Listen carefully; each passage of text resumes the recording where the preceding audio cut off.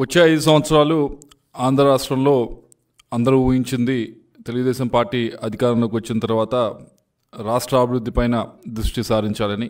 కానీ గడిచిన 2 రోజుల నుంచి సంఘటనలు చూస్తూ ఉంటే వ్యవస్థల్ని కూడా ఏదైతే పోలీస్ వ్యవస్థ ఉందో వాటిని కూడా ఒక దారిలో పెట్టాలి, వాటిని కూడా ప్రక్షాళన చేయాలి అని క్లియర్గా కనిపించే పరిస్థితి ఈరోజు ఉంది. ఆంధ్రప్రదేశ్ పోలీసు చాలా గొప్ప ఆఫీసర్స్ని ఈ రాష్ట్రంలో ఉన్నారు, ఇదివరకు కూడా ఉండేవారు. అటువంటి పోలీస్ డిపార్ట్మెంట్ ఈరోజు ఈ పరిస్థితిలో ఉందంటే చాలా బాధాకరంగా ఉంది. ఎందుకు అంటే ఇదేదో యాక్సిడెంటల్గా అయింది కాదు. ఈ రాష్ట్రంలో 14 నియోజకవర్గాలు సెన్సిటివ్ నియోజకవర్గాలని గుర్తించారు. నెల రోజుల క్రితమే గుర్తించారు ఎన్నికల కమిషన్ వారు. దాంట్లో 4 నియోజకవర్గాలు మా పల్నాడులో ఉన్నాయని గుర్తించారు, ఐడెంటిఫై చేశారు, దానికి సెక్యూరిటీ బీఫప్ చేయాలని చెప్పారు. ఇదంతా ఏమీ ఒక రోజులో అనుకోకుండా అయిందేం కాదు.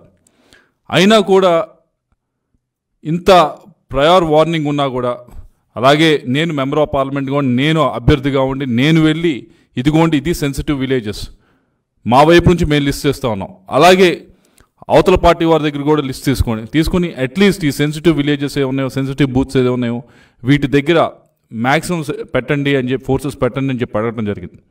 వారు ప్రయత్నం చేసినట్టున్నారు. కానీ ఈరోజు పోలీస్ వ్యవస్థ ఎలా ఉంది అంటే గడిచిన 5 సంవత్సరాల నుంచి కూడా డీజీపీ అనేవాడు డీజీపీ పదవిలో ఉన్నాడు తప్పించి డీజీపీ పని మాత్రం చేయరా.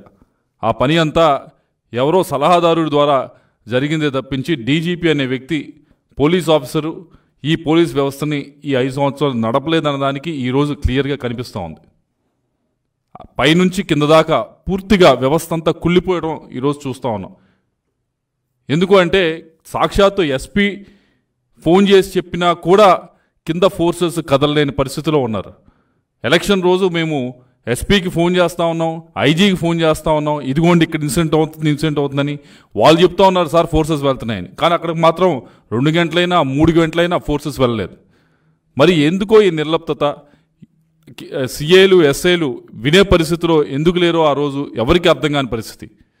మేము కోరుకోలేదు, ఎవరు కోరుకోలేదు. వైలెన్స్ కావాలని, ఇబ్బంది పడాలని, తల్ల పగలాలని, ఇంతమంది కుటుంబాలు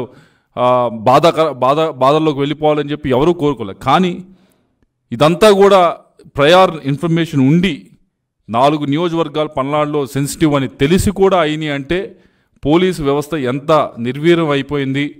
సలహాదారుల ద్వారా పోలీస్ వ్యవస్థని నడిపితే ఎలా ఉంటుంది? పోలీస్ వ్యవస్థ కాదు, ఏ వ్యవస్థను నడిపినా సలహాదారుల ద్వారా ఒక ఆఫీస్ నుంచి మిగతా అన్ని వ్యవస్థల్ని నడిపితే ఎలా ఉంటుందనేది శాంపుల్ ఈరోజు ఆంధ్ర రాష్ట్ర ప్రజలు చూస్తూ ఉన్నారు. ఇంతకంటే దారుణమైన విషయం ఇంకొకటి ఉండకపోవచ్చేమో. ఈరోజు మాదినపాడు విలేజ్లో ఒక వ్యక్తి దారుణంగా హత్య చేయబడ్డాడు. ఈరోజు గురజాల మా నియోజకవర్గం మాదినపాడు విలేజ్లో నిన్న ఎలక్షన్ అయిపోయింది. మా ఎలక్షన్ రోజు పూర్తిగా వైలెన్స్ ఉంది. ఆ రోజు సరే ఫోర్సెస్ సరిపోలేదన్నారు, ఇంకోటి అన్నారు. నిన్న ఎలక్షన్స్ అయిపోయిన తర్వాత కూడా ఆ ఫోర్సెస్ మరి ఎక్కడికి వెళ్ళినాయో, కింద సిఏలు ఎస్ఏలు వీళ్ళు మాట వినట్లేదు, లేదా డిఎస్పీలు వాళ్ళు సరిగ్గా ఇన్ఫర్మేషన్ ఇవ్వట్లేదు. బట్ ఎక్కడో వ్యవస్థలో మాత్రం పూర్తిగా లోపం ఈ 2-3 రోజుల నుంచి కూడా క్లియర్గా కనిపిస్తూ ఉంది. దీన్ని పోలీస్ వ్యవస్థని పూర్తిగా ప్రక్షాళన చేయాల్సిన అవసరం ఉంది. వారికి కాన్ఫిడెన్స్ ఇచ్చి పూర్తిగా ప్రక్షాళన చేయాల్సిన అవసరం ఉంది. ఇదంతా కూడా ఏదో డెస్పరేషన్తో చేస్తున్న పని. ఈ పనిని ఎవరు కూడా మేమైతే ఎటువంటి పరిస్థితుల్లో హర్షించము, ఎట్లాంటి పరిస్థితులు కూడా ఎంకరేజ్ చేయము. దయచేసి క్యాడర్కి మళ్ళీ కోరుతా ఉన్నాం, ఎంత రెచ్చగొట్టినా ఎన్ని విధాలుగా రెచ్చగొట్టినా కానీ మీరు మాత్రం తెలుగుదేశం పార్టీ క్యాడర్ని మేము కోరుతా ఉన్నాం, మీరు మాత్రం సమన్వయం పాటించండి. ఎట్టి పరిస్థితుల్లో కూడా ఎవరి ఆస్తులు ధ్వంసం కానీ, ఎవరి ప్రాణానికి ముప్పు కానీ కలిగించేదానికి ఎట్టి పరిస్థితుల్లో మనం ఎంకరేజ్ చేయకూడదు, మనం దాంట్లో పార్టిసిపేట్ చేయకూడదు. దయచేసి మీరందరూ కూడా సమన్వయం పాటించాలని కోరుతా ఉన్నాం.